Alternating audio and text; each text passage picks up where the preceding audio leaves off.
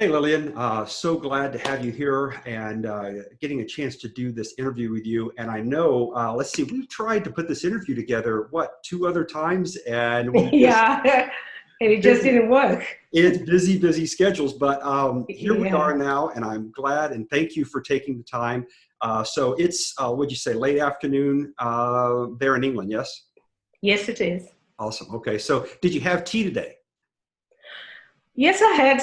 Thanks for having me, Steve. First of all, this is a great privilege to be able to talk about my book. So I appreciate you having me on. Well, you are you're absolutely one of the greatest people that I've met, and I have had a chance just to get to know you as you are in the process of becoming an author. And so we want to talk a little bit about that. And I'm guessing somewhere around there you might have a copy of a book, maybe, since you've become an author. Do you? Do you have a copy? Definitely, I've got Well, a copy. yeah. This is my book. Yeah, there's your book. Hold it up a little bit more. Hold it up a little bit higher, a little higher, so I can see the bottom of it. I want to see the whole thing. So push it up a little higher. The bottom of it's kind of cut off. Oh, yeah, I can hear you now. Is that okay? Can you push the book up a little higher? There you go. I wanted to see the bottom there. So you have not only got a book published, but tell me about being on the major media channels. How did that feel? It's been ecstatic. I mean, I least expected being on any platform, but being on these major channels has been such a great honor. And I mean, it just went viral because a lot of people started calling me and finding out how I did it, and it was just a huge moment for me. I didn't see it coming, but when it did come, it was a blessing. And I appreciate the opportunity. Thanks to yourself and thanks to Matt Morris for making this opportunity available to the likes of myself. And I know there are many people who are enjoying the same journey that I'm having Right. right now. Well, the journey is just beginning. I'm I can't hear absolutely. you. What's happened? It still should be there. Are you still good? Can you hear me? Yeah, now, now Okay. you're fine. Yeah. Well, I think the internet is just absolutely overloaded right now with everybody on it all at the same Yeah, I time. know. Everybody at home is, it's a nightmare. For sure. So I wanted to go in and get a little bit of background on you and talk a little bit about the book and kind of the mission that you shared, why, and the passion that's inside, the reason why, you actually put the book out. And then I got a chance on Facebook. I saw that you did a huge book launch. So tell me about the Square Club. Tell me how that was. I'm actually a member of the Square Club. It's a club where business people meet, and all these professionals who join the club. But it's like a meeting place, where you can network with different people from different parts of, of the city or the country, and Sure. in different businesses. So it's really a great place to be, and I love the vibe that's in that place because everybody is very supportive of each other, Right. and we bounce off each other, we learn from each other. So I enjoy being in the Square Club. Well, I noticed when you were doing a book signing there, just becoming a Right. new I author. can't hear you. Um, are you good there? Can you hear me now? Yes, I can. There must be a little bit of delay here. So I noticed that when you were doing your the book launch and you're signing copies of your book, and there's all this crowd of people around you, and I could see this smile that was just awesome. So tell me how it felt. It was a huge moment for me. You never imagine that kind of thing happening in your lifetime. But I am so, overwhelmed with gratitude because I didn't see this coming. And everybody who came in was just so blessed to be a part of my journey, celebrating my book. And the message that they got out of it and the feedback that I was getting was mind blowing. For me, it was just my little story. I knew I had to share it, but honestly, it touched so many lives, which was a huge blessing on my part. Because I've always wanted to be able to impact somebody, to help somebody to move forward. Right. Can you hear me? Can you good? Yes, I can. Yeah. Okay, good. Yeah, I can. So I want to talk about your message. And before we talk about your message and what you shared, tell me maybe the response that kind of was the most shocking, that kind of caught you off guard, that you didn't expect? I think the one thing that really threw me off rails, and I didn't see it coming, was one guy who came in, and he came in pretty late because he had said he might not come. But this is a guy who had gone through his own challenges of life and literally real storms. Mm-hmm. But when he came in, he said, look, I've been reading your book online and I had to come and share this message because my life was almost coming to an end. But when I read your story, it kind of turned my whole way of thinking. And today I feel, had it not been for your message, I wouldn't be here. And to me, it was like, Oh my you know, God. it really took me off guard because I didn't expect anything like that happening. But then you realize that in every story, there's somebody who is going to be ministered to. So I am grateful that I was able to share. But I used to think, well, it's just a chapter. Will it make a difference? But sometimes we underestimate the power of the word. It doesn't matter how long or how short, but it's as long as it goes to the right target. You know, I have interviewed, I don't know how many authors, but you know, you just told me the story and I got goosebumps. Okay. I got chills. How absolutely That's incredible. how I felt. Yes. Yeah, I mean, how I felt. For you and your story, that in your message, the passion that you shared, you saved somebody's life. That's true. Oh That's true. my And God. you don't realize that until it happens, isn't it? Wow. I mean, Yeah. man, I've just, I don't know what else to say. How do I say more than wow? Oh, how incredible. Okay. That, It is. It is. I mean, let's just say nobody ever read your book ever again, ever. Yeah. But you saved this one man's life. Yeah. How absolutely incredible. So, wow. Yeah. Honestly, I didn't know what to say. I looked at him and I was almost in tears. Sure. But it was such a blessing because I thought, well, if this is the only person who was ministered to by my story, then it's worth it. Because sometimes you just think, oh, well, I'm just doing it because, sometimes you get caught up between a feeling of maybe I'm just being big-headed, I want to be seen doing something. Right. But deep down, I knew that I had to share my story because everybody I've shared my story with, they are just like, wow, did this really happen? But because I walked that journey, I don't really realize how big it is an impact to other people. So it's such a blessing.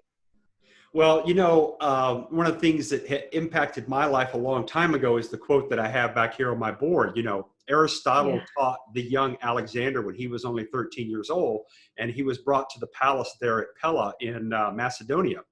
And, you know, Aristotle actually got this from Socrates.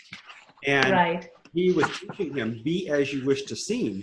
And he planted that seed of that idea. And so that's the power of your story now that is planting seeds. You said it's gone viral now. You've already saved one man's life by inspiring him. So let's do this. Tell me, you know, if you're going to explain your story, the passion, the inspiration that impacted this man's life, give that to me. Tell me what that is.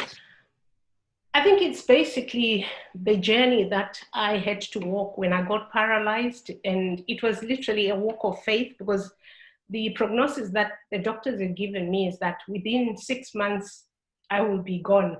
So really with that in mind, I had to make a choice. And I said to God, if you raise Lazarus, that was always my issue with God. And I said, if you raise Lazarus, who was dead for 4 days, I can't be too bad. You can resurrect me. I don't care how, I don't care when. But looking at it, I had brought my children 4 years before from Africa, having lost my husband and lost everything in Africa. I thought, I can't bring my kids into a foreign country for them to come and be orphans. My youngest was 14 then when I fell ill, and my middle one was 16 and a half. My eldest was already in uni. She was over 21, which is fine. But I had these 2 children who were my dependents. Yes. And I'm thinking, now I'm paralyzed and I'm being told I'm not going to live beyond 6 months. God has got to do something. Yes, science fails sometimes. And I appreciate all the medical teams that were working with me. They were brilliant people. But obviously, there are people who are also limited. It's Yeah. only God who knows the bigger picture. Right. So I decided I will trust God. It's a walk of faith. I can't see the end result. But one thing that I remembered is that God says faith is the substance of things hoped for, the evidence of things not seen. Right. So I didn't have to see to believe. We all say we are Christians, but we've never seen the Christ, but we believe it. Yes. And that's what prompted me to be able to stand and had that conviction. And because I saw my mom do it, although she died when I was young, I wasn't a practicing Christian, but I was observing. When then I got to adulthood and I was doing things for myself and I'm married, I realized I needed Christ. And that's what helped me to walk that journey of faith, because I'd seen it being practiced in my own home with my own mom. And then I had to live this Christ-like life on my own, not for my mother or through somebody. I had to do it for my children. And so the journey began. And it took another 7 years for me to then come out of that place. And I had carers 24/7. Miraculously, my kids were put in boarding schools. By God's way of doing things, really, I couldn't have afforded £30,000 school fees for the children per year. And the kids were in that boarding school. My son was in that boarding school for 3 years, my daughter for 4 years. That's a lot of money. Yes. But God is not restricted by numbers while we look at it and think, oh, it's a lot of money. But he owns silver and gold, and the cattle on 1,000 hills are his. And for me, I take every word literally. I think that's what helps me, because I don't try and analyze it and break it down. I just say, God, if you spoke it, it has got to be true. And, that was my journey. And so this gentleman said he read that part and he couldn't believe anyone can do something like that without seeing the end result. So that helped him to understand that while his situation looks so huge, he realized that it's not only him who goes through situations. There are other people who are dealing with different situations every day. Wow. How incredible. Well, I mean, you've just got such a great journey, and just to see your faith, that you maintain focus on hope, and everything now is fantastic. And if I remember correctly, did you have an event that you also spoke at just recently as well? Yes, I had an event. I was invited. They're doing a series, a YouTube series that they are doing in London with, government people, business people, church ministers and stuff like that. So I actually, in the segment that I was interviewed, I actually shared with the Bishop of Canterbury. Wow. I haven't seen it yet because of all this that's happening. Everything has been stalled. But otherwise, that was how powerful it was. It was just a general conversation that we had, and it took me almost 1 hour, them just going over my story and asking me what motivates me to do business and believe in God, and being on the field and talking about how God does things. And I said, from where I'm coming from, I don't have anything else to hold on to except to believe God, because He's the one who makes a way in places where I don't even know how to navigate. Sure. Well, I'll tell you what I'd love to do here is, because, when we take this interview here and we're going to publish it on YouTube, of course, I'm going to put your press release in the description, okay, below the video here, so someone can read that if they want. And in that press release, your book is available on Amazon, I believe. So yes, it is. Okay, so we'll put that link in there as well. So if they want to jump over there and take a look at that, that'll be available for them to get the version or get the ebook. Like you said, this gentleman must have got the ebook version and was reading that right away. Yes, he did. So you can get the instant download. What I'd also love to do is, when you get a copy of that interview that you did with the bishop, would you send me a link? And because I would love to add that into this the description here of this interview, so that someone can actually jump on there and see you for an entire hour and see your answers and how you've inspired and motivated so many people. Would you do that for me? Yes, I would. Apparently, the guys who were filming from Christian Aid, unfortunately, they were laid off because of, money situation with, most companies, especially charities, because they depend so much on donations. Right. But apparently there's some people who are working on it, who are editing. And I think because of the lockdown, they've stopped doing the series. Okay. But when they revisit it, I'll be able to get a copy. There were other interviews that were lined up, but I couldn't do them after this lockdown.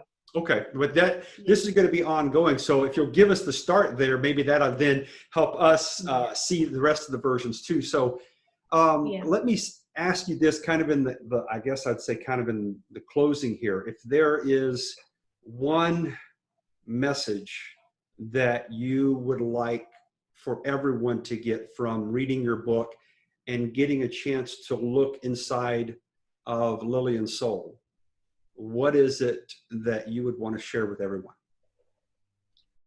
I just want everybody to understand that God is real, especially when you feel you're pushed against a wall, a dead end.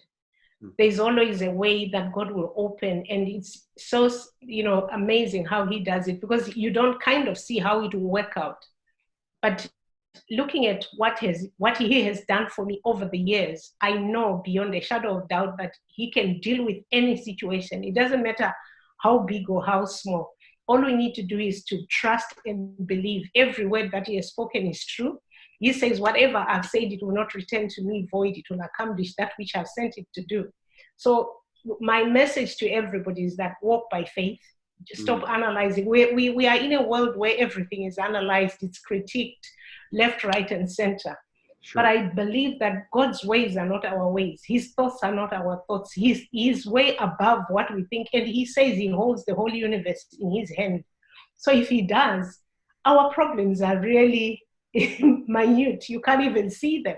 Sure. So that's how I look at life. And I always say to people, no matter how big your situation, share with somebody, because you don't know what the other person is going through. Because a lot of times people despair because they haven't shared. And they think it's only them who are going through a situation. But no, everybody is dealing with something. It doesn't matter what it looks like, because what might look like a small thing to me might be a huge thing to you, or vice versa. So I really think the whole bottom line is to trust God. That's my message. Trust God. Walk by faith. There is a God who is able to do exceedingly abundantly above that which we can even think or imagine. Absolutely. How awesome. I so thank you for spending a little bit of time with us here. I'm glad that we were able to do this interview. Again, I guess all things are always the right time when they happen, right? True, so, true. Our difficulty in matching our schedules up and being on different sides of the pond and everything, but here we are. And it was really, as always, every time I've spoken with you, it's always inspirational, but it was just really great to hear your words and to hear just the experiences that have happened just since your book has been published. And I can't imagine that if we come back in 6 months to a year, we're going to see so many more things that have come, from these seeds that you're planting with your story. So thank you for being you. And thank you, Steve. I'll talk to you soon. And I also appreciate, just one more thing, that you have held my hand. Because in writing this book, I didn't know where I was going, but when you gave me the template, I still came back to you to find out what to do. So thank you for being patient, for being just you and helping us go through this journey. And I really appreciate it, and may God bless you. Thank you very much. My pleasure. We'll talk to you soon. Thank you. Bye for now.